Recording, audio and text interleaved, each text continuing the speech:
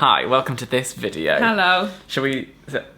Merry COLLABMAS! Sorry, go again, I was fixing my hair. Merry COLLABMAS! You're gonna Don't leave we that look bit in when I was festive? fixing my hair, aren't you? No. I'm just sorry, I'm still wearing the same outfit I was wearing when I interviewed Jack Black today, so you're gonna see this in 2 videos, but like, whatever. Well, it's interesting. Is it Dan? I'm moving away from that name drop. It's still festive because it's quite sparkly. It's a bit spangly. But you also look like a galaxy. And what is in a galaxy? Stars. Star Wars is set in space. We're here to talk about Star Wars. Oh my god, there was such an easier link. It's set in a galaxy far, far away. You could have just gone straight there. We all know I don't know what I'm doing. We all accepted that a long time ago. And we're just trying to get by. It's like trying to watch Kevin Bacon trying to do the 6 steps to Kevin Bacon and being like, how do I... So the reason we're here is because lovely Cineworld, by the way, this is a spawn. Cineworld are offering you lucky folk the opportunity to win a Cineworld gift box for 2. I want that. Well, you can't. But basically, it's so that you and a significant other, romantic or Or platonic, insignificant, whatever you fancy. oh yeah, that too, can go and see Star Wars when it's out. That is a genuinely lovely prize. It's a good prize, and all you need to do to win it is to share your Star Wars predictions. So we're going to give our Star Wars predictions, and then join in the comments and give what you think is going to happen in the new Star Wars film, Star Wars: The Last Jedi. So Hazel, what do you think of what's going to happen in the new Star Wars film, Star Wars: The Last Jedi? I'm more keen to hear your predictions because you clearly haven't got a clue, and those are always much funnier. So here's the deal. The first Star Wars movie I ever had as a kid was Phantom Menace. It was really boring, wasn't it? But then out comes The Force Awakens, and I was like, all right. So you're a fake fan is what you're saying? I'm a New Wave fan. I'm sorry for you. I'm sorry that you grew up with the Phantom Menace. I know. I'm but here's the sorry thing. that you didn't have the experience of growing up with Star Wars. That's actually, I'm sad for It you. is. What I think is really cool is I associate Star Wars with Christmas now. Okay. Because, and that's Yeah. that's the tenuous link to this COLLABMAS, which is, I remember Event Cinema at Christmas time when I was a kid.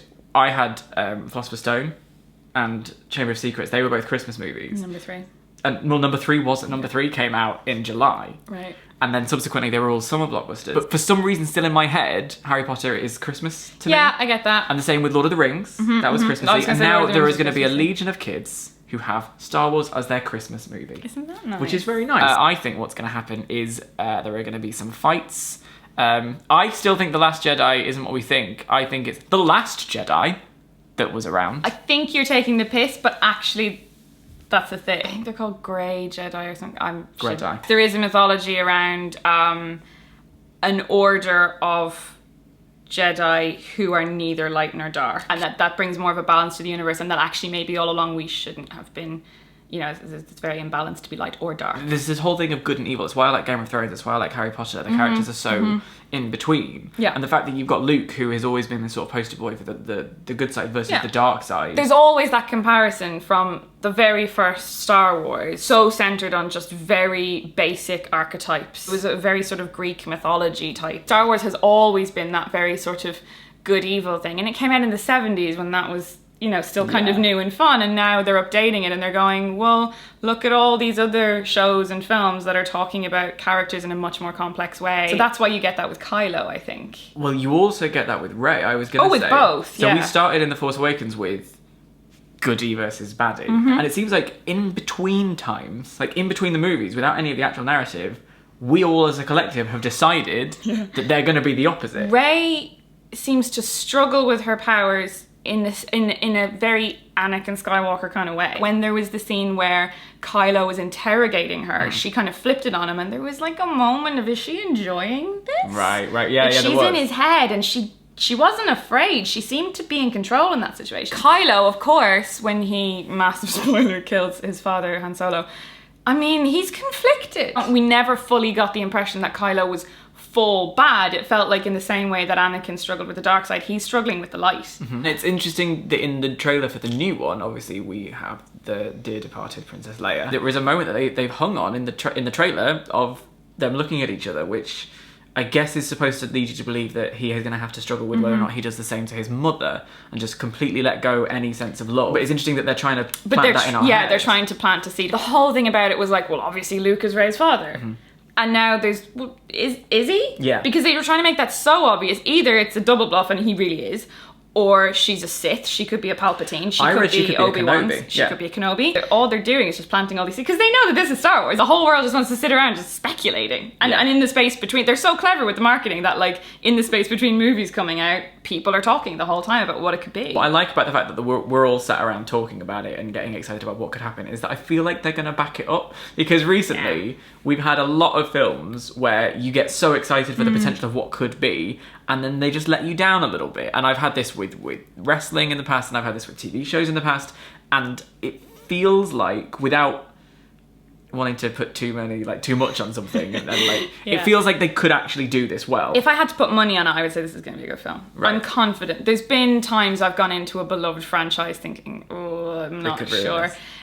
Yeah, even with Force Awakens, I felt that, but I really think it's in good hands with Rian Johnson. I'm struggling with, so we're in Hazel's flat at the moment, and you can't see, but just have shot, there is a picture of Leia up there on the wall. There is a picture of Leia. I'm interested in how they're going to sort of deal with the unfortunate departure. Kathleen Kennedy has made it very clear that they're not using CGI to bring her back in the third film. So I think, she's going to die in this film. In what way, we don't know. Because I think there's an idea that it is poetic. It's kind of an obvious story for Kylo to do it, because it's, if he's struggling with his light and his dark, and he does want to continue with the dark. But do you not think that trying to save his mother could be the thing that redeems him?